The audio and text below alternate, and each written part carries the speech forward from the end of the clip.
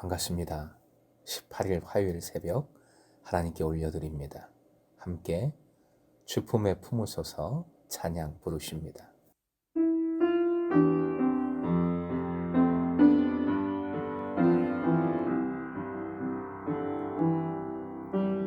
주품에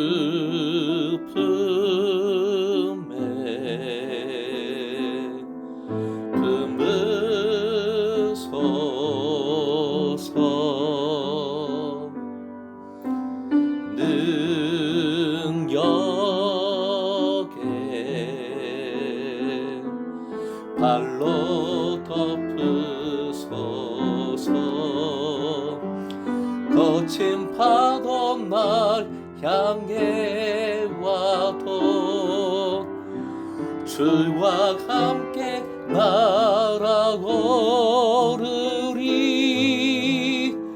폭풍 가운데 나의 영혼 잠잠하게 주를 보리라.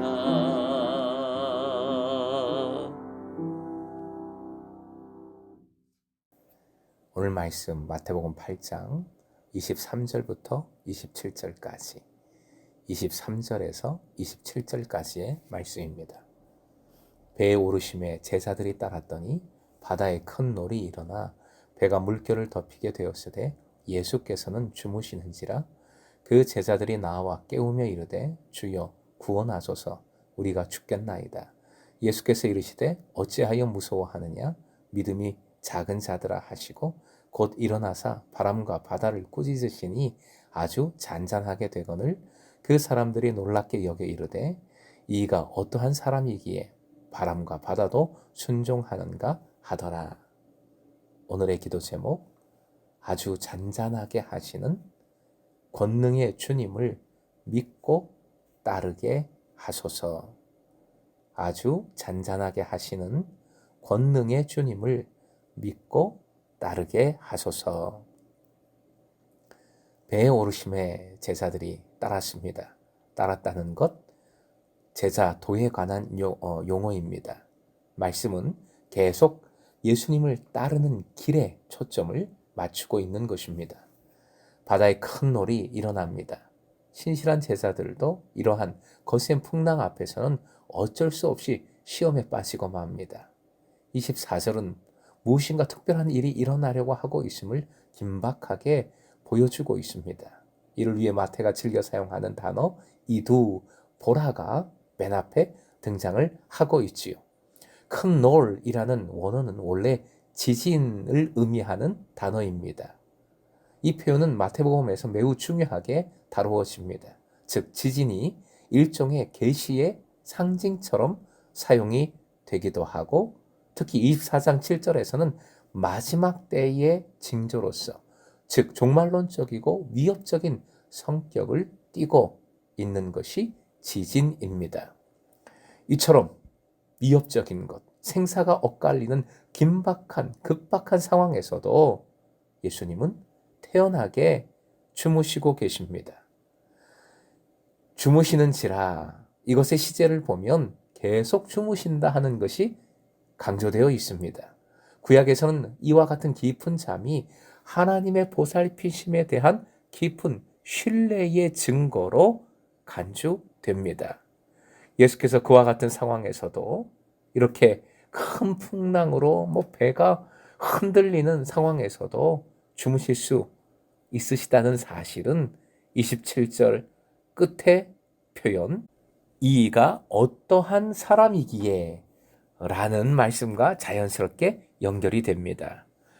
제자들은 예수께 와서 주님을 깨우며 주여 구원하소서 우리가 죽게 되었나이다 죽겠나이다 라고 부르짖습니다. 구원하소서 원어로 소선이라는 표현인데요. 원형으로 하면 소조라는 동사입니다. 이 동사는 주 1세기 중반 이후로 교회가 사용한 용어들 가운데 가장 중요한 단어가 됩니다. 말씀에서 제자들을 구원해 주신 주님은 오늘날 우리를 구원해 주시는 소조, 구원해 주시는 주님이시기도 합니다. 우리가 죽겠나이다 라는 고통의 부르짖음은 구원하소서라는 외침과 마찬가지로 위기에 처한 모든 시대, 모든 그리스도인들이 주님께 부르짖을 수 있는 고백인 것이지요. 외침입니다. 그리고 주님은 말씀하십니다. 어찌하여 무서워하느냐? 라는 예수님의 질문은 믿음이 적은 자들아 라는 말씀과 더불어 제자들의 불신과 예수님에 대한 몰이해를 책망하는 말씀입니다. 자신의 목숨조차도 주님께 맡기고 이 제자의 길을 가려는 사람은 그 길로 부르신 분이 어떠한 상황에서든 보호해 주시리라는 믿음을 가져야 함을 가르쳐 주신 겁니다. 마침내 예수께서는 일어나사 바람과 바다를 꾸짖으십니다. 꾸짖는다 라는 단어는 귀신을 쫓으실 때에도 똑같은 형태의 단어가 기록이 되었습니다. 예수님은 메시아로서 병도 귀신도 바람과 바다도 꾸짖으십니다. 다스리십니다. 26절 맨 끝 아주 잔잔하게 되거늘 이라는 문구는 단순히 폭풍우가 멈추었다는 것 이상의 것을 보여줍니다. 그것은 예수님의 절대적인 권능을 보여줄 뿐만 아니라 예수님을 따르는 사람들이 체험하는 무한한 평화와 안정감을 잘 보여주는 것이지요. 신비하고도 초자연적인 정적이 바다 위에 호수 위에 임하였음을 보여주는 것입니다. 앞에서 큰 놀, 바다에 큰 놀이 일어나 배가 물결에 덮이게 되었으되 라는 표현과 극단적인 대조를 이루고 있습니다. 주님을 따르는 제자가 누리는 샬롬이 어떤 것인지를 잘 보여주고 있는 것이지요. 27절 그 사람들은 20절에 맨 앞에 나오는 그 사람들은 함께 예수님과 함께 배를 탄 제자들입니다. 이가 어떠한 사람이기에 바람과 바다도 순종하는가 하고 있습니다. 구약에서는 바다가 악의 상징 또는 악의 처소로 간주되는 경우가 많지요.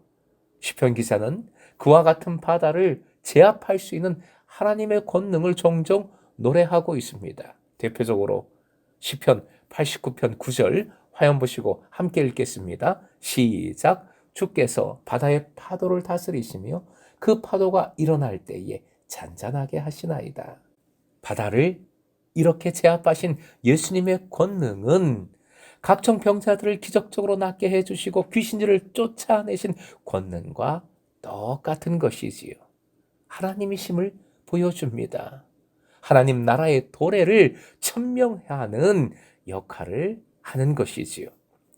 사랑하는 금성의 제자 여러분, 본문은 제자의 길은 바다와 바람 앞에서도 변함이 없어야 함을 일깨워 줍니다. 하지만 그것은 제자의 노력으로 되는 것이 아닙니다. 궁극적으로 제자의 길로 부르시고 인도하시는 주님으로 말미암아 가능함을 잘 보여줍니다. 기독교 초기 학자들은 배가 교회를 그리고 폭풍우가 교회를 위협하는 각종 악의 세력을 상징한다고 믿었습니다.